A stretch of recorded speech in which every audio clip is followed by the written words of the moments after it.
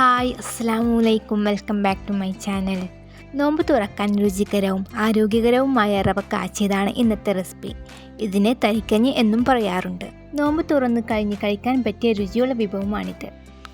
അപ്പോൾ വീഡിയോയിലോട്ട് പോകുന്നതിന് മുമ്പായി എൻ്റെ ചാനൽ ഇഷ്ടപ്പെടുകയാണെങ്കിൽ പ്ലീസ് ഒന്ന് സബ്സ്ക്രൈബ് ചെയ്ത് സപ്പോർട്ട് ചെയ്തേക്കണേ. കൂടെ തന്നെ തൊട്ടടുത്ത് കാണുന്ന ബെല്ലൈക്കൺ കൂടി പ്രസ് ചെയ്യണം. ഞാനിവിടെ ഒരു ബൗളിൽ 1/4 കപ്പ് നാളികേരം രണ്ടാം പാൽ എടുത്തിട്ടുണ്ട്. ഇതിലേക്ക് 2 ടേബിൾ സ്പൂൺ റവ ചേർത്ത് കൊടുക്കാം. ശേഷം ഹൈ ഫ്ലെയിമിൽ വെച്ച് തുടർച്ചയായി ഇളക്കി കൊടുക്കാം. പിന്നെ തുടർച്ചയായിട്ട് തന്നെ ഇളക്കി കൊടുക്കാൻ ശ്രദ്ധിക്കണം, അല്ലെങ്കിൽ പാൽ പിരിഞ്ഞു പോകാൻ സാധ്യതയുണ്ട്. ഇനി ഇതിലേക്ക് പാകത്തിന് ഉപ്പും ചേർത്ത് വീണ്ടും ഇളക്കി കൊടുക്കാം. പിന്നെ നാളികേരപ്പാൽ തന്നെ വേണമെന്നില്ല, പശുവിൻ പാലിലും ഉണ്ടാക്കിയെടുത്താലും മതി. എന്നാലും കൂടുതൽ രുചി നാളികേരപ്പാലിലാണ്. ഇനി ഇതിലേക്ക് 1/2 ടീസ്പൂൺ ഏലക്കപ്പൊടിയും ചേർത്ത് ഇളക്കി കൊടുക്കാം.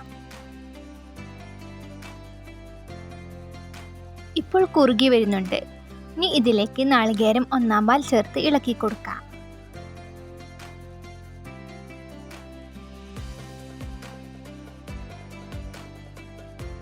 നന്നായി ഇളക്കി കൊടുത്തതിന് ശേഷം ഇതിലേക്ക് അവസാനമായി 3 ടേബിൾ സ്പൂൺ ബ്രൗൺ ഷുഗറും കൂടി ചേർക്കാം. പിന്നെ നിങ്ങളുടെ മധുരം അനുസരിച്ച് കൂട്ടി കൊടുത്തോളൂ. അതുപോലെ തന്നെ ബ്രൗൺ ഷുഗറിന് പകരം പഞ്ചസാരയോ ശർക്കര പൊടിച്ചതോ ചേർക്കാവുന്നതാണ്. ഇപ്പോൾ നന്നായി കുറുകി വന്നിട്ടുണ്ട്. ഇനി നമുക്ക് ഫ്ലെയിം ഓഫ് ചെയ്യാം. അടുത്തതായി നമുക്ക് ഇതിലേക്ക് താളിച്ചെടുക്കാൻ നോക്കാം. അതിനുവേണ്ടി ഒരു ചട്ടി ചൂടാകാൻ വെച്ചിട്ടുണ്ട്. ചട്ടി ചൂടായി വരുമ്പോൾ 2 ടേബിൾ സ്പൂൺ നെയ്യ് ചേർത്ത് കൊടുക്കാം. ഇപ്പോൾ നെയ്യും ചൂടായി വന്നിട്ടുണ്ട്. ഇനി ഇതിലേക്ക് 1/4 കപ്പ് ചുവന്നുള്ളി അരിഞ്ഞത് ചേർത്ത് കൊടുത്ത് വഴറ്റി കൊടുക്കാം.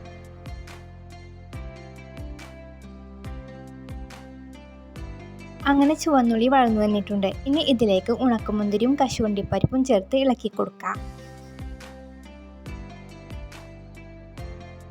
ഇപ്പോൾ കശുവണ്ടിപ്പരിപ്പും ഉണക്കമുന്തിരിയും ഫ്രൈ ആയി വന്നിട്ടുണ്ട്. ഇനി നമുക്ക് ഫ്ലെയിം ഓഫ് ചെയ്യാം. ശേഷം റവ കാച്ചിയതിലേക്ക് ഇത് ചേർത്ത് കൊടുത്ത് ഇളക്കി കൊടുക്കാം. അങ്ങനെ നമ്മുടെ സ്വാദിഷ്ടമായ റവ കാച്ചിയത് ഇവിടെ റെഡി ആയിട്ടുണ്ട്.